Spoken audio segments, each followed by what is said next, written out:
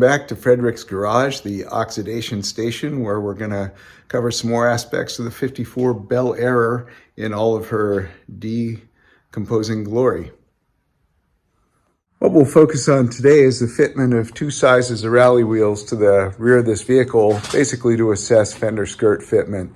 This is the good side of the car. The less good or crappy side of the car is over here and remains stalled on installing the quarter panels and the inner quarters and such. So we'll get back to that as time permits. Just a brief overview of the car. This car's been in the family fit since new.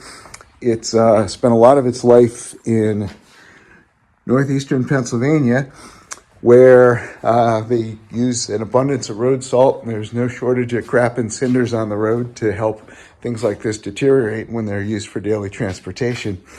About 20 years ago, I had updated the drivetrain to install a 94 truck motor, a 350, 700R4, and it has a Ford 9-inch rear in it out of a 1966 or 7 Ford Fairlane. The stock rear width is 60 inches. This rear is 59.25 inches wide. That's drum surface to drum surface. So we have about a spare 3/8 inch to play with this rear versus the stock rear. Stock rear, from my understanding, is 60 inches. Come around to the other side while I have the axle out because of the quarter panel repair. And we can see when I've got that wrapped up pretty good. Maybe we can't see. In any case, the rear is not centered on the leaf springs, so it sits back about 3/4 inch. As we crawl under here, after we've removed the annoying plastic, you can see that the center pin is about 3/4 of an inch ahead of the center of the rear axle. These are the original springs. The original torque tube rear, of course, has been removed. These springs are a little skinnier than something on a 55 Chevy or otherwise, probably a function of the torque tube structure. So with the Ford 9-inch, we do have the Chevy bolt pattern now, I guess 4 3/4 instead of 4.5. I'm sorry, 4.5 instead of 4 1/4. And you can see how the same drums are used, just hogged out the holes a little bit. If I remove the drum, you can see the original lug holes, and then we have the Chevy bolt pattern lugs here with screw-in studs. Anyway, brakes and wheel cylinders are all brand new as of 20 years ago. This car hasn't turned a wheel since 1995. Whole saga on that, which we'll cover another time. We're going to try on two different wheel and tire combos today and fitting up the fender skirts. Basically, these are what I have. The one on the right is your standard 15x7 rally. Came on things like Monte Carlos. It's the FW code. This one's fitted with a P225 70R15. And then this is a 14x8 off of 69 to 76 Corvette AZ code. The color of it is a rather unfortunate choice. This one is a 215 70R15. So this, while the wheel's wider, the tire on this one's a little bit narrower and a little bit shorter than on the 7-inch. My guess is the 8-inch, almost regardless of tire size, is not going to fit the fender skirt. However, it should fit on the car just fine. And I'm curious to see how the 15x7 fits with the fender skirt. I'm thinking I'll need to run 15x7s on the back. Let's get our 15x7 mounted up and see how she fits.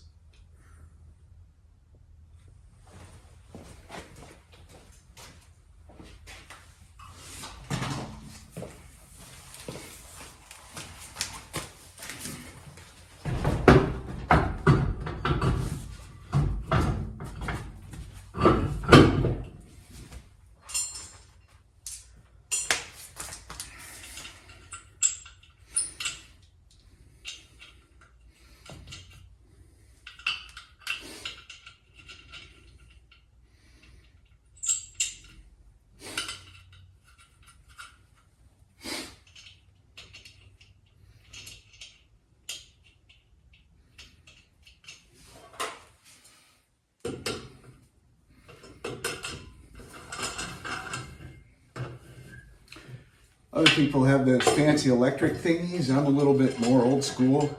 These never run out of battery. Don't have to go chasing the socket, the right size socket. Getting there. Just gonna get these snug. Always go diagonal, my dad always told me. There we go. Nice fit. Plenty of clearance here. There's probably a good 2 inches of clearance right there. In fact, here's a 4x4. There you have 1.5 inches at least. Here's a 2x4, which would be 1.5 inches, or I'm sorry, 3/4 inch this direction. And yeah, so almost 1 inch clearance right there. All right, let's see how we make out. Oh, wrong skirt. We get the one for the correct side. Right skirt, wrong side. Left skirt, right side.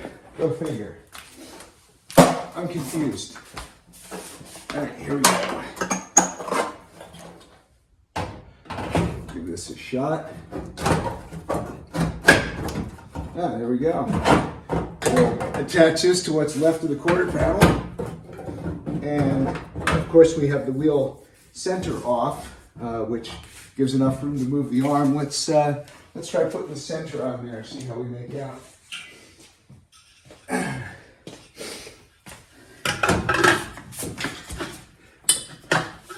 There we go.